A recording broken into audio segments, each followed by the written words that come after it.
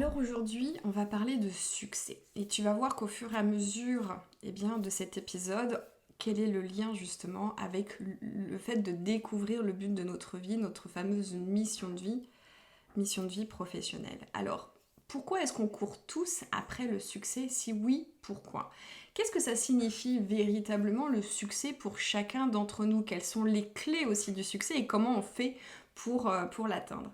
En fait, ce que je constate, moi, au quotidien, c'est que dans cette course effrénée contre la montre, on est vraiment dans une société où tout va très très vite, eh bien, il est très facile de s'oublier. On est tout le temps tourné vers l'extérieur et on en oublie finalement ce qui est véritablement important pour nous. Et donc, dans ce brouhaha quotidien, dans cette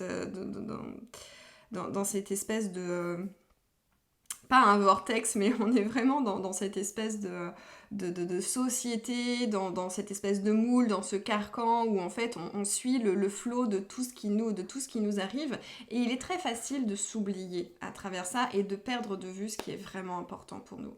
Encore une fois, on est vraiment trop tourné vers l'extérieur, on agit toujours pour les autres, pour nos enfants, pour nos amis, pour les membres de notre famille, pour nos voisins, pour notre patron, pour nos collaborateurs, mais on est rarement tourné vers l'intérieur. Or, notre intériorité est ce que l'on a de plus précieux. Encore une fois, toutes les réponses sont à l'intérieur de nous et ce qui est vraiment important pour nous, euh, encore une fois, au-delà du conditionnement, ce qui est véritablement important pour nous, pour notre véritable nature, eh bien c'est important d'aller regarder et d'aller l'identifier pour pouvoir justement construire une vie qui va aller dans ce sens, dans un sens qui est cohérent, dans un sens qui est aligné avec nous en fait. Donc c'est vraiment important d'arrêter de toujours être vers l'extérieur, mais de se dire, tiens, à l'intérieur de moi, qu'est-ce qui est vraiment important? Qu'est-ce qui vibre à l'intérieur de moi? Quels sont mes vrais désirs? Euh, et donc, c'est comme ça aussi qu'on prend soin de soi. Ça veut dire quoi? Ça veut dire que ce qui est véritablement important pour nous à l'instant T, eh bien, ça peut être de prendre un bain, par exemple, de se coucher plus tôt. Moi, je sais que j'ai un mari, même quand il est fatigué, il faut qu'il se couche tard. Et moi, quand je suis fatiguée, à 21h, je peux très bien être couchée. Et en fait, il comprend pas. Donc, des fois, il me dit, bah viens, on va regarder un film. Et à un moment donné, et très souvent, je lui dis non, je suis fatiguée, je vais me coucher. Donc c'est aussi important d'être dans l'échange et d'être aussi en capacité d'exprimer ses besoins fondamentaux, mais les besoins que l'on peut ressentir aussi à un moment T. Donc ça peut être aussi de refuser un dossier, alors même qu'on est complètement surchargé. Ça peut être tout simplement de dire non à une sollicitation extérieure, peu importe laquelle. Peut-être que ça peut être de dire non à une amie qui a envie d'aller dîner un soir, et puis peut-être que ce soir-là, tu avais prévu au contraire d'être dans un espace plus cocooning, plus pour toi. Donc toutes ces choses-là, elles sont vraiment importantes, et encore une fois, c'est d'être très à l'écoute de nos vrais oui et de nos vrais non. Tu sais, dans ma communication, je parle beaucoup d'impact. Le fait d'avoir un impact positif dans la société, le fait de faire une différence dans la vie des gens. Et pour moi, le sens, en fait, qu'on peut donner à notre vie, eh bien, ça passe également par le rôle que nous voulons jouer en tant que contribution dans la société, au sein d'une communauté ou pour le monde. Donc pour moi, c'est vraiment essentiel d'être impliqué, mais pas au détriment de son propre bien-être et pas au détriment de ce qui est vraiment essentiel pour soi. Donc si tu souhaites aujourd'hui, ou si tu es entrepreneur, par exemple, il y a ceux qui vont vouloir être à fond dans leur entreprise, de passer du temps, d'envisager la délégation très tôt et de pouvoir monter un autre business à côté. Et il y en a d'autres qui vont vouloir se lancer dans l'entrepreneuriat en disant non, moi je veux tout mettre en œuvre pour ne travailler que 15 à 20 heures par semaine. Donc aujourd'hui, c'est vraiment l'invitation que je te lance, c'est qu'est-ce que tu souhaites vraiment atteindre ou accomplir pour ta vie. Et pour pouvoir répondre à cette question qui peut-être semble anodine, ça va être important d'envisager le déconditionnement. Et un déconditionnement au niveau émotionnel, au niveau psychique, au niveau psychologique. C'est vraiment de faire un travail en profondeur pour se dire, ok, là je sais vraiment ce que je veux et je sais par exemple que ce désir, eh bien, c'est un vrai désir, c'est pas le désir qui a été dicté par mes parents dans mon enfance, ou c'est pas le désir qui est dicté par mon conjoint ou ma conjointe, etc. Donc si aujourd'hui dans cette projection tu te sens bloqué, si tu sens que c'est compliqué de pouvoir définir un idéal, eh bien surtout n'hésite pas à réserver un temps d'échange avec moi. L'objectif de cet échange, c'est vraiment de t'apporter un maximum de clarté sur la problématique que tu rencontres aujourd'hui, ton besoin, et de pouvoir t'apporter un maximum de clarté, notamment sur les actions à poser pour atteindre ton objectif. Très certainement qu'aujourd'hui, tu as un objectif, et quand on est dans le flou, eh bien, on a besoin de cette clarté. Donc au cours de cet échange de 45 minutes, l'objectif, ça va être justement de pouvoir t'apporter cette clarté. Et si à la fin de notre échange, tu sens que c'est vraiment important pour toi d'être guidé, accompagné, pour être sûr de ne pas passer à côté de ce qui est essentiel et de faire un travail en profondeur, eh bien, je te parlerai de mon accompagnement en 1 à 1, en individuel, dont l'objectif, bien évidemment, est de travailler sur le déconditionnement et de pouvoir te connecter à ta raison d'être, à ce pourquoi tu es fait. Donc tu trouveras le lien soit en bas de la vidéo, soit dans la page du podcast, etc. Donc revenons maintenant à nos moutons s'agissant du succès. Encore une fois, on est tous libres de décider ce qui est juste pour nous. Et comme tu le sais, le succès finalement, c'est quand même quelque chose de très subjectif. Alors je suis partie bien évidemment de la définition, je suis allée voir sur le dictionnaire du Larousse, je me suis dit tiens, c'est toujours intéressant de partir sur les définitions des mots. Donc le succès, de prime abord, c'est un résultat heureux qui est obtenu dans une entreprise, un travail, une épreuve sportive, donc c'est vraiment le succès qui est tourné vers notamment un effort. On va avoir le succès aussi qui est une audience, une faveur qui est accordée par un public. On donne l'exemple du chanteur qui a du succès, par exemple. Et c'est le fait aussi de plaire à quelqu'un dans la séduction, c'est le fait de plaire aux gens, de plaire aux hommes, de plaire aux femmes, etc. Donc ça, c'est les 3 définitions principales du succès. Bon, c'est très succinct, encore une fois. Donc à nous aussi d'aller apporter notre propre définition de ce qu'est le succès. Aujourd'hui, si tu me suis, c'est que tu es plus dans une dynamique de t'aligner dans ta vie professionnelle. Mais encore une fois, quand on travaille sur ce pan-là, eh bien, on travaille sur tous les autres pans, sur toutes les autres sphères de notre vie, indéniablement. Encore une fois, on est une unicité, on n'est pas différentes personnes dans un même corps, même si on peut vivre certaines dualités, mais on est quand même une seule et unique personne qui navigue dans différentes sphères de sa vie. Donc on est nombreux et nombreuses, bien évidemment, à rechercher une carrière épanouissante, et ça peut passer par aussi le statut social, par le fait d'avoir de l'argent et un certain niveau d'argent sur nos comptes bancaires. Et parfois même pour ceux qui obtiennent cette satisfaction-là, puisque moi je l'ai eu, d'avoir un très bon salaire, d'avoir beaucoup d'économies sur mon compte bancaire, d'avoir un très bon job, d'être dans une très bonne entreprise, d'avoir des collaborateurs vraiment super, d'avoir des patrons soutenants. Enfin tu vois, là je suis vraiment en train de te peindre le tableau idéal, et pourtant je n'étais pas satisfaite, je n'étais pas pleinement heureuse, il manquait quelque chose finalement dans ma vie. Donc à un moment donné, c'est aussi important quand on a ce sentiment-là que tout est parfait, que tout est beau, que tout est idéal, mais au final, c'est quoi pour moi le succès ?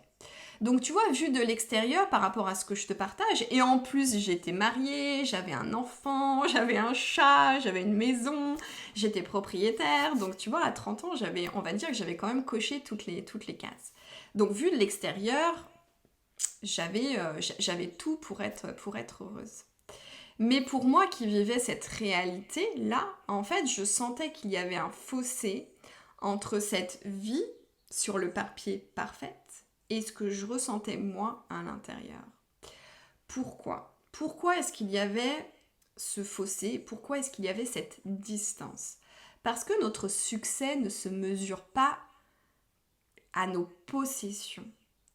Notre succès se mesure à notre degré de bonheur et à ce qui donne du sens à notre vie, au but de notre vie. Je vais répéter parce que c'est crucial ce que je suis en train de te dire. Notre succès se mesure à notre degré de bonheur et à ce qui donne du sens à notre vie. Alors, selon toi, quelle serait ta propre définition du succès? Qu'est-ce qui, selon toi, ferait que tu as atteint le succès dans ta vie? Encore une fois, c'est une notion très subjective et c'est à chacun de définir avec ses propres mots, avec sa propre vibration, avec sa propre énergie. Cela pourrait être de vivre bien avec soi-même sans aucun regret. Je suis très bien avec moi-même, je m'aime, c'est l'amour inconditionnel, super, j'ai atteint le succès. Ça pourrait être de vivre simplement, sans être stressé, notamment par des questions financières. Ça pourrait être de se regarder tous les soirs dans le miroir et de regarder dans le rétroviseur et de se dire « Tiens, est-ce que tu n'es pas déçu? Est-ce que tu n'as pas déçu le jeune ado ou la jeune ado de 16 ans, boutonneuse, qui avait peut-être des rêves plein la tête ?» Ça peut être de mener sa vie comme on l'entend sans se soucier des avis des uns et des autres. Ça pourrait être, là on va être aussi sur quelque chose peut-être d'un peu plus matériel, mais encore une fois, ça peut faire partie aussi des critères pour toi qui vont te permettre, des critères, des indicateurs qui vont pouvoir te permettre toi de te dire, bah ça c'est fait, check, pour moi c'est le succès. Ce serait d'avoir une résidence secondaire avec vue sur la mer, ça pourrait être de vivre sur une île paradisiaque, etc.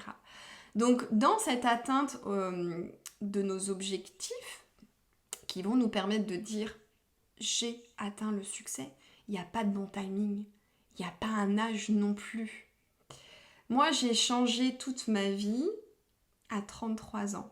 C'est un peu, tu sais, la renaissance, la résurrection du Christ. Pour d'autres personnes, ça peut se faire à 40 ans. Pour d'autres personnes, ça peut se faire à 50 ans. Moi, j'ai accompagné des femmes qui avaient plus de 55 ans à se réinventer. Donc, l'âge, encore une fois, n'est pas une problématique.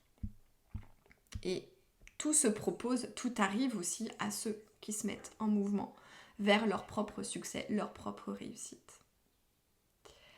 Savoir ce que l'on souhaite mettre derrière le mot succès, ça peut prendre du temps. Encore une fois, c'est ce que je t'ai dit en préambule. Ça va passer indéniablement par un déconditionnement. Parce que trop souvent, on peut se lancer dans des choses en disant « c'est ce que je désire le plus, pour moi le succès c'est ça ».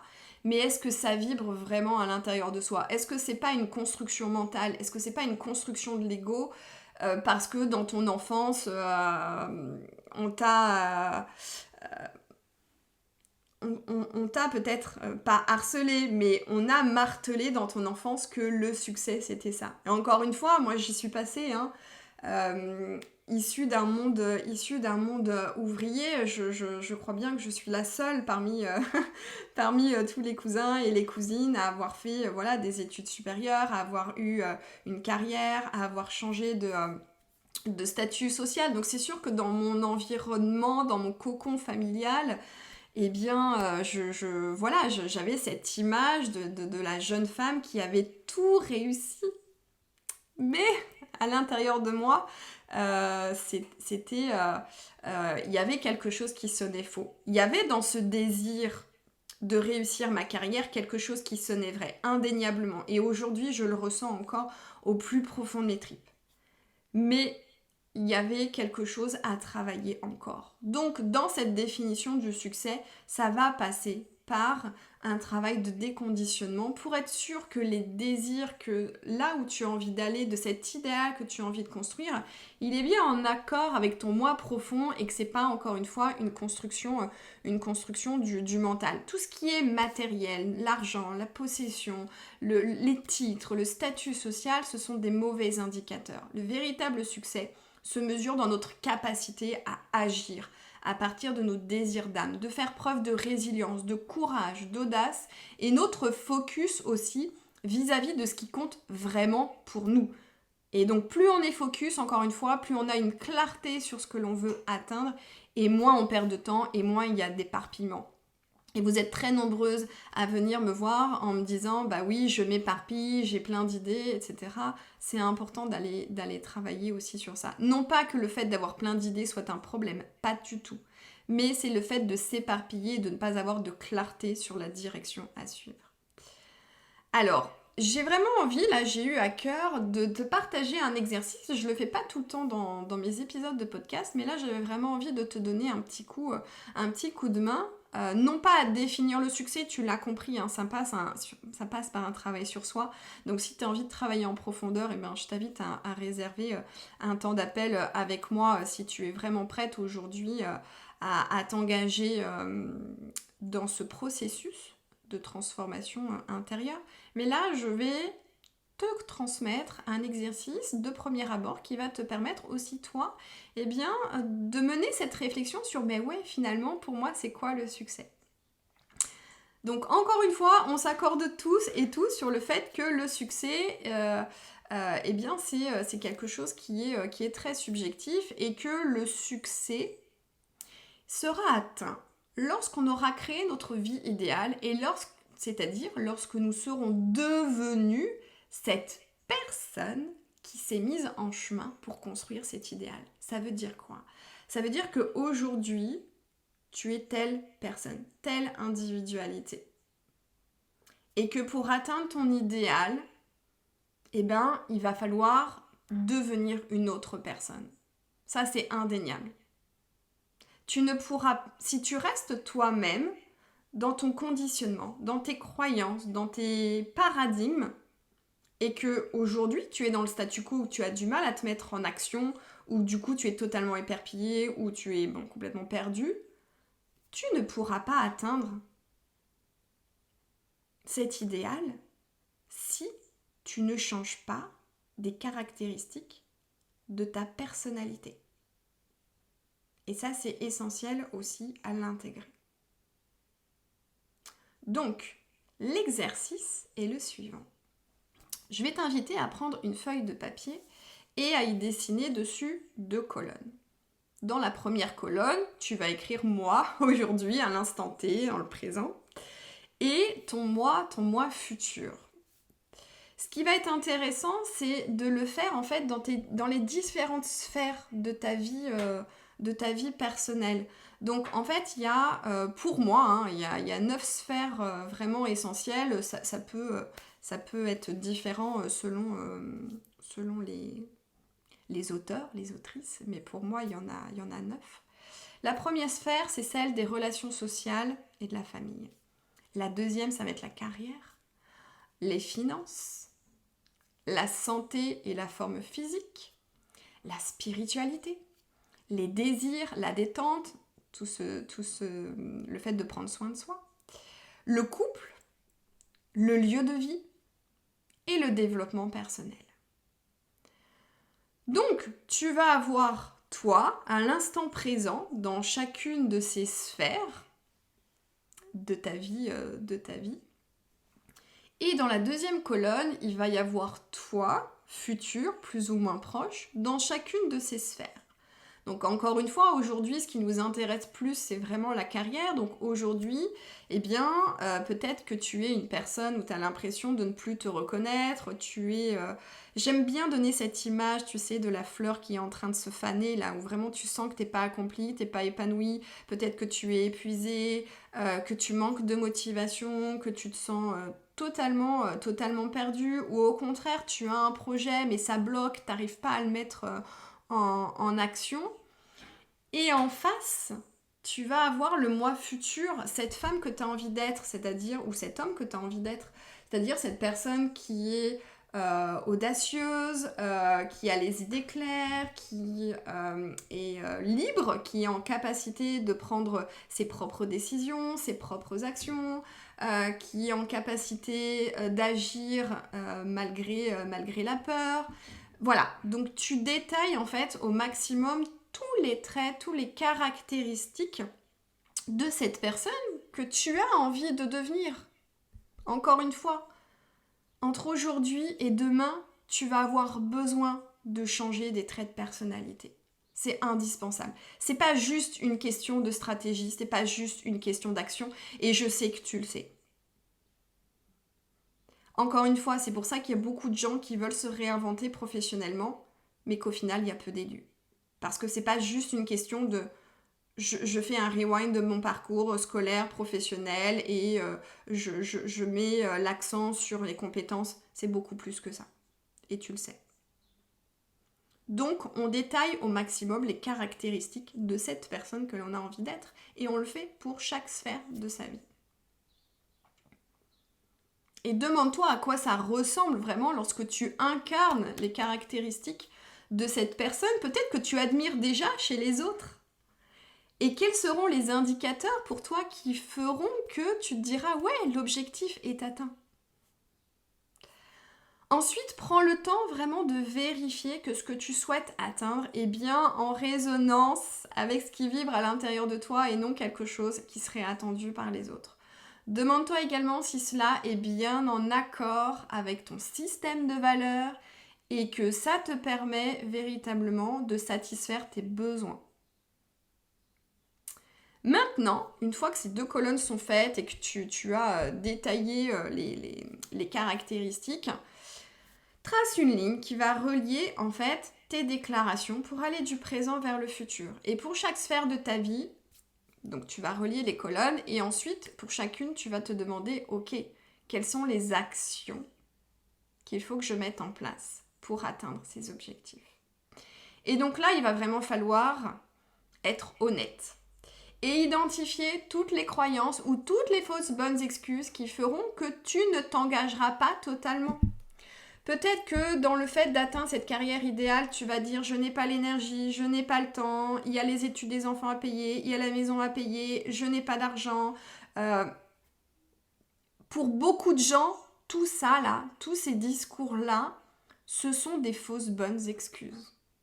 Ça ne veut pas dire qu'à l'instant T, tu auras l'argent pour mener à bien ton projet, de pouvoir faire cette transition professionnelle de façon aisée.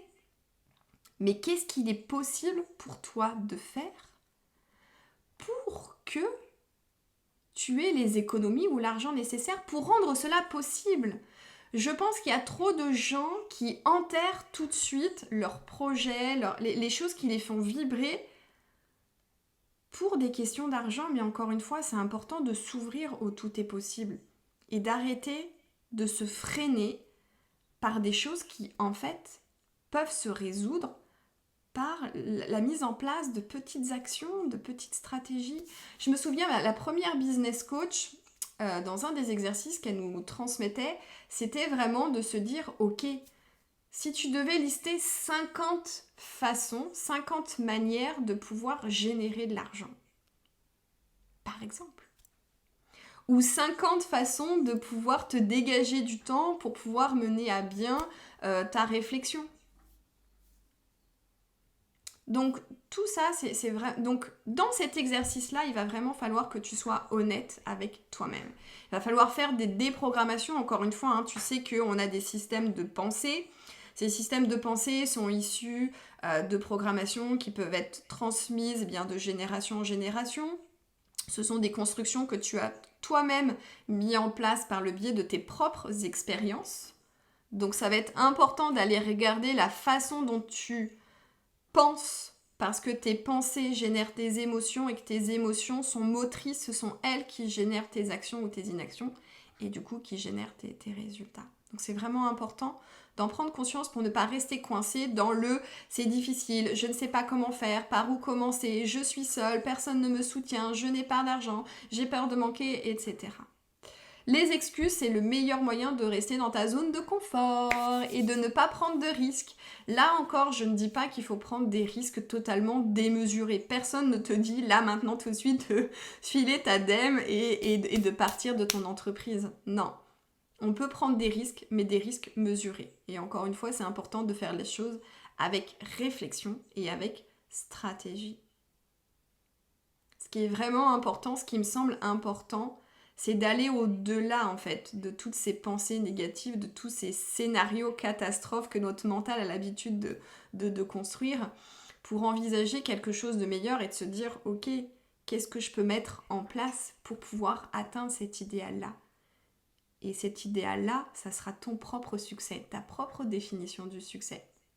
Et d'y intégrer bien évidemment tes propres indicateurs qui te permettront de voir que tu es en chemin, en progression et que tu es sur la voie d'atteindre ton objectif. Donc cette feuille-là, je t'invite aussi régulièrement à la relire, encore une fois, pour ne pas perdre de vue ce chemin vers ton propre succès. Si cet épisode peut aider d'autres personnes que tu connais, surtout n'hésite pas à en parler, à le partager. Et puis nous, on se retrouve très prochainement pour un nouvel épisode.